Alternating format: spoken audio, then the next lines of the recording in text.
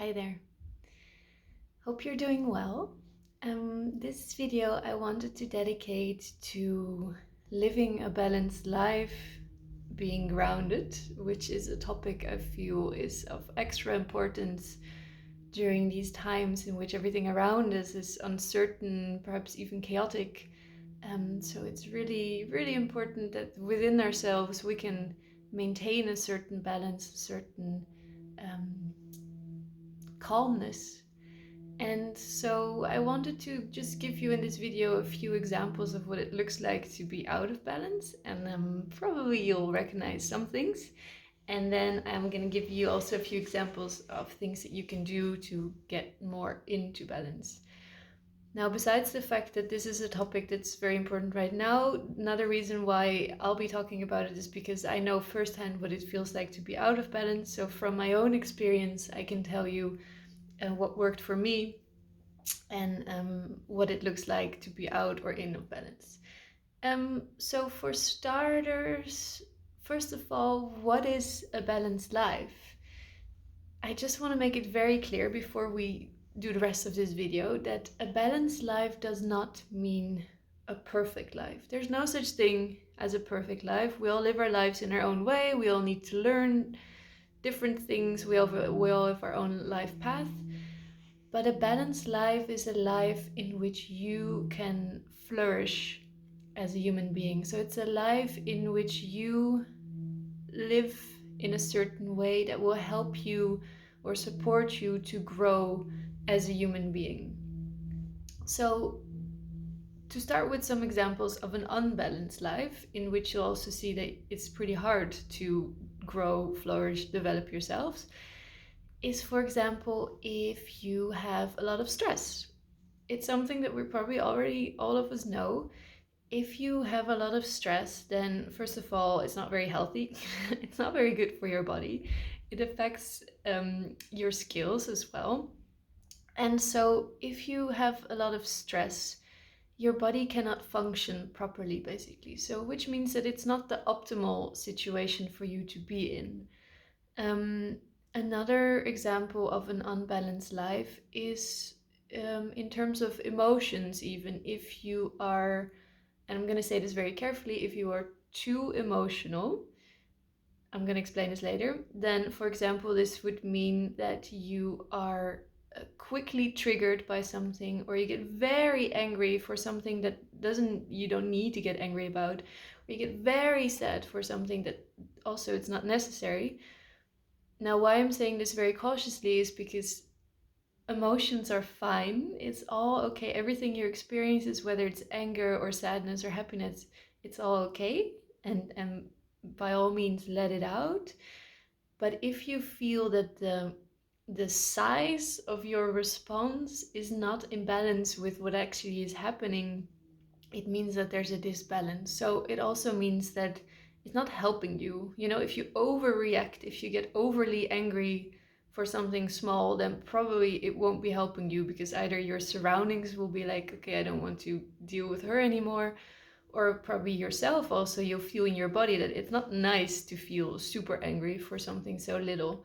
So this is, on an emotional level, this could be a sign of a disbalance as well. Same in terms of how you behave as a person. Besides emotions, you can also see it if you are overly dominant or overly shy, overly extroverted or overly introverted. Again, these things on themselves are not bad. It's not bad to be dominant. It's not bad to be shy. I mean, you have leaders, you have followers. That's all really good. But when they're out of balance, it means that, you know, someone who is dominant in a good way or in a nice proportion is someone who can lead very well. But if you're overly dominant, then of course you're not going to be a great leader. You'll be more of a tyrant. Or if you're too shy or too much of a follower, then it will mean that probably you'll go beyond your own limitations, or you'll let other people walk over you. So this is another example of a disbalance on a more, what I call, social emotional level.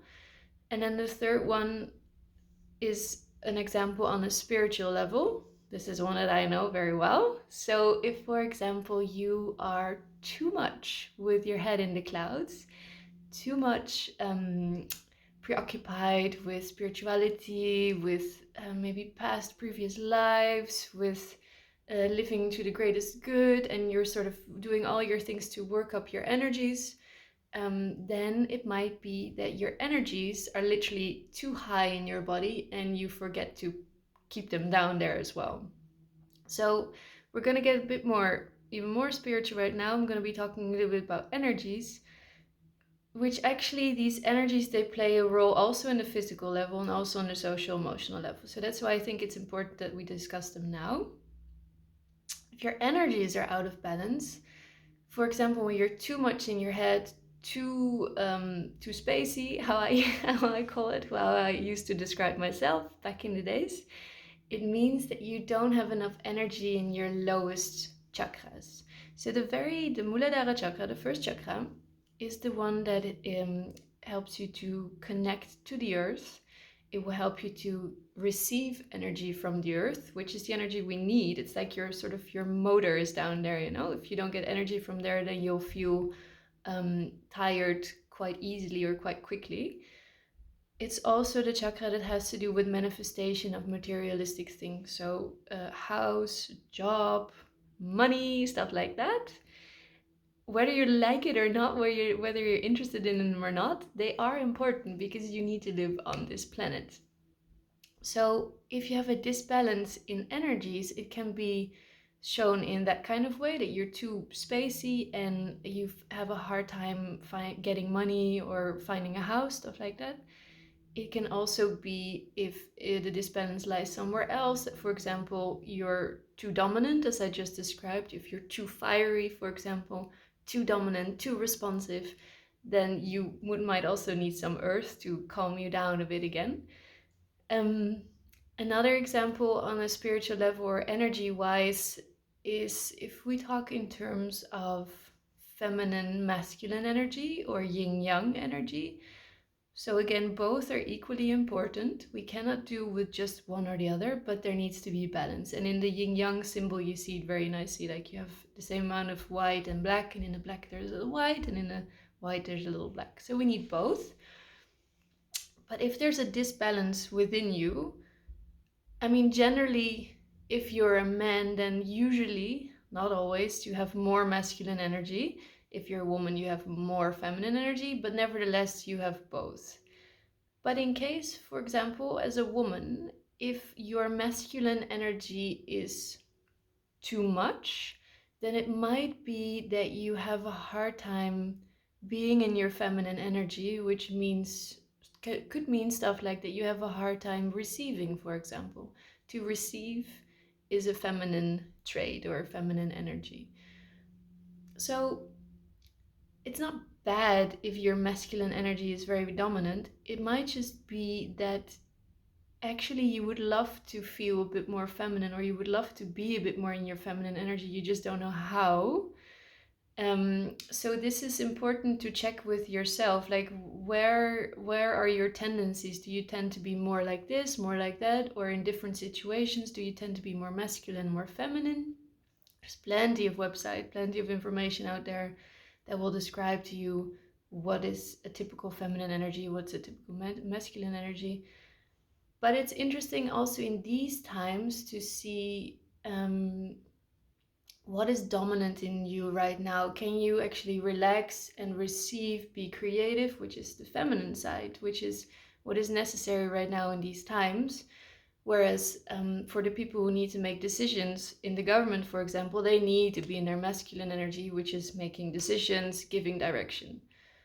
So if you feel that there's a disbalance in any of these levels, what I highly recommend, the best, easiest, the most fun way to get your energies flowing and going again is to dance. It's probably we've been doing this since the beginning of the existence of mankind, you know, and there's a good reason for it, because when you dance, all the energies in your body, wherever they might be stuck, they start flowing again. So even if you feel that something's not right in your arm or something, or your head is full or whatever, dance, move with it, and then things will start flowing again. More specifically, if you feel that you have a problem grounding, which again, I know from my own experience can be really hard, then focus on dancing with your Mooladhara Chakra. And the best way to do so is to twerk. Shake your ass like a maniac. Do it on a daily basis and do it for real. Like throw some power in there, and you'll feel that this lower area starts to become activated, and you'll start to feel more grounded, which means that the energy can drop down again, which means that not only you'll have a sense of security, you have your feet on the ground again, but also your head will definitely calm down. I can promise you this. Twerking for world peace, I promise you. So another thing to do is to observe what's happening inside of you. So as I just mentioned with the masculine feminine side, it is of great importance in any situation that you take your time to observe what happens when you're in the situation. So one mantra that I personally live by is smile, breathe, and go slowly. Smile. As soon as you smile, you take a little distance from the situation. You can observe what's going on, and you're being kind to yourself and the others.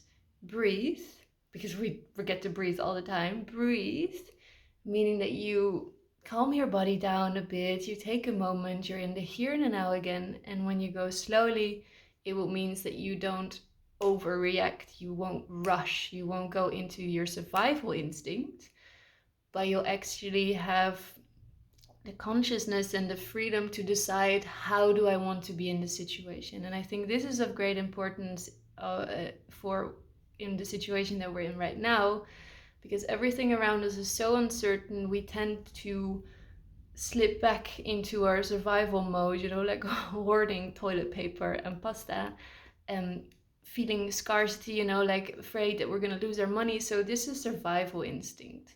And if you want to be in your survival instinct, you're more than welcome to do so. But to be honest, it's not a pleasant way to live.